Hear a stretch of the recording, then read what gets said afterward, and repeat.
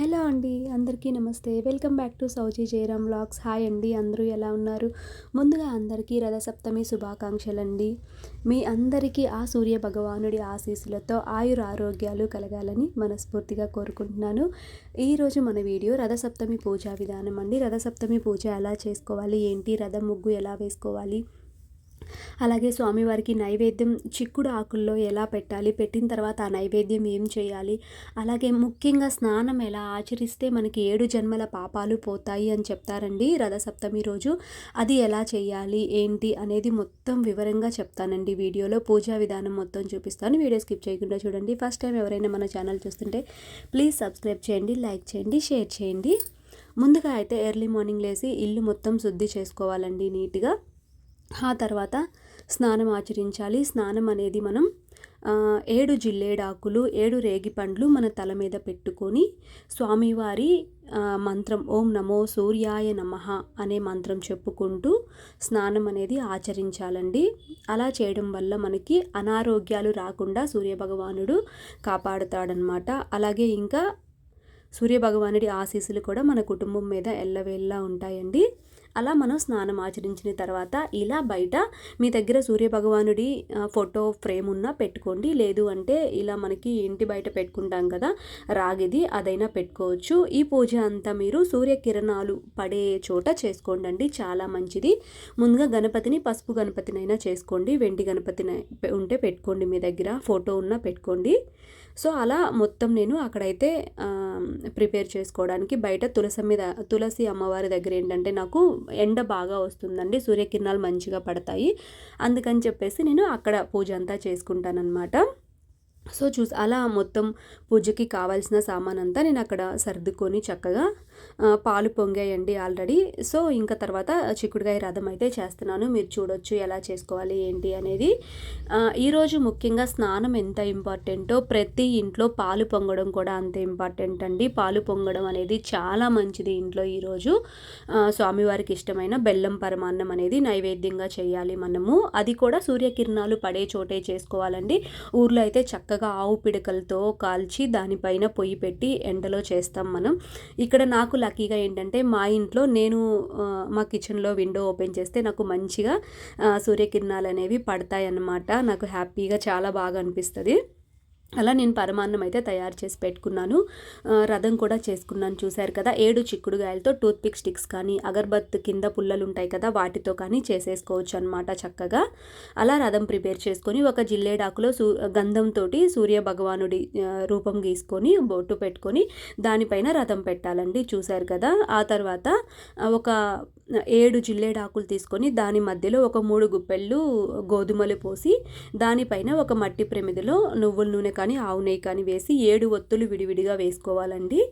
7 ఒత్తులు వేసి దాని తర్వాత మనం ఆ దీపారాధన చుట్టూ ఏంటంటే జిల్లేడు పువ్వులండి. మీరు ఆకులు తెచ్చుకున్నప్పుడే జిల్లేడు పువ్వులు కూడా తెచ్చుకోవాలి, లేదు అంటే ఎర్రటి గులాబీ పువ్వులు పెట్టాలి. ఈరోజు స్వామివారికి జిల్లేడు పూలు కానీ ఎర్రటి గులాబీ పువ్వులు మాత్రమే వాడతామన్నమాట. స్వామివారికి ఎరుపు అంటే చాలా ఇష్టం కాబట్టి.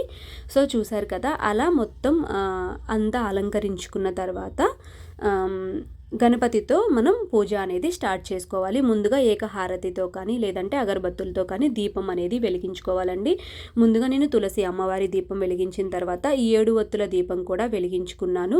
ఆ తర్వాత శుక్లాంబరధరం అంటూ గణపతి పూజ చేసుకోవాలి ఫస్ట్. ఆ తర్వాత ముందుగా గణపతికి నైవేద్యం పెట్టుకొని ఓం గం గణపతియే నమః అంటూ పసుపు కుంకుమ పువ్వులు ఇవి వేస్తూ స్వామివారి పూజ చేసుకోవాలండి. స్వామివారికి ధూపం నైవేద్యం పెట్టి ఆ తర్వాత మనం ఈ చిక్కుడాకులు చూశారు కదా, ఒక ప్లేట్లో 7 చిక్కుడాకులు ముందుగా నీట్గా క్లీన్ చేసి పెట్టుకొని దాంట్లో మనం ముందుగా వండుకున్న బెల్లం పరమాన్నం అనేది ఆ 7 ఆకుల్లో పెట్టాలి. అలాగే 7 ఆకుల్లో ఒక్కొక్క రేగి పండు కూడా పెట్టాలండి స్వామివారికి నైవేద్యం చూపిస్తూ. ఇప్పుడు మనం సూర్యభగవానుడి అష్టోత్తరం అయితే చేసుకోవాలండి. 108 నామాల అష్టోత్తరం నేను జాజి పూలతో చేశాను కొంచెంసేపు. ఆ తర్వాత ఎర్రటి అక్షింతలు కుంకుమ కలిపిన అక్షింతలతో కూడా స్వామివారి 108 నామాలు అయితే చదువుకుంటూ ఒక్కొక్క ఒక్కొక్క అక్షింతలు పువ్వులు వేసుకుంటూ చక్కగా స్వామివారి పాదాల మీద పూజ చేశానండి. అలాగే మనం దీపం వెలిగించాం కదా, ఆ దీపానికి కూడా పూజ అనేది చేసుకోవాలి.